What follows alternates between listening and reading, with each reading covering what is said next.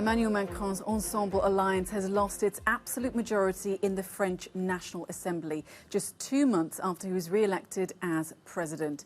In France's parliamentary elections, Ensemble secured 245 seats, far below the 289 needed for a majority. They were followed by the left-wing coalition NUPES, led by Jean-Luc Mélenchon, who grabbed 141 seats in Sunday's vote. And Marine Le Pen's far-right party, the Rassemblement National, celebrated a historic breakthrough by obtaining 89 seats, jumping from the sixth to the third biggest party. Well, for more analysis of Sunday's results, we're now joined by Rainbow Murray, a professor of politics at Queen Mary, University of London. Thanks for joining us on the programme tonight, Ms Murray. So is this a shock for President Macron? And given the gains on both the hard left and the right, is this a rejection of the reform agenda by voters? It's a bit of a shock. The polls said that there was a risk that he might lose his majority, but the extent to which he's lost it, the gap between the number of seats he has and the number of seats he needed, is much larger than was expected. It is a rejection of him by French voters. And one thing that's important to understand is that they didn't massively endorse him when he won the election 2 months ago. He was mostly getting support from people who were voting against his opponents, Marine Le Pen, rather than voting for him.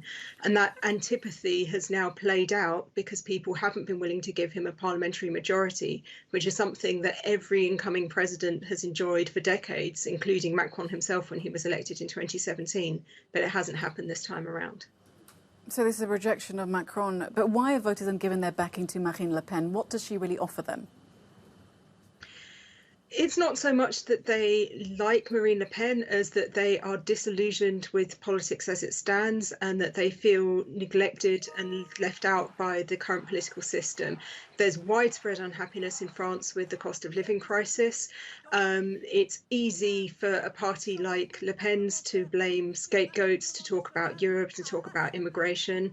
Those are her normal stomping grounds, and she's also worked extremely hard at making her party more mainstream, more politically acceptable. So whereas once people might have felt like a bit of a pariah for voting for the far right, now it's become normalised.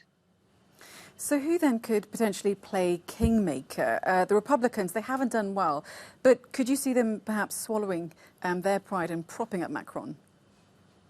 They are the obvious kingmakers, and there are good reasons why they might prop up Macron's government.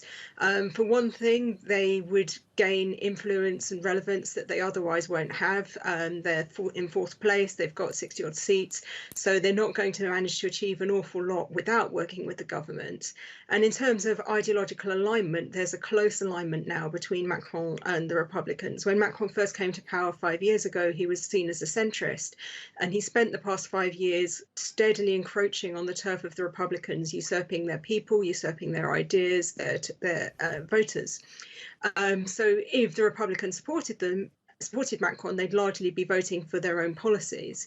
The problem is that because he spent so much time stealing from them, they're not inclined to help him now. They resent him, and they're worried that if they do join forces with him now, that will entirely erase what they have left of their identity.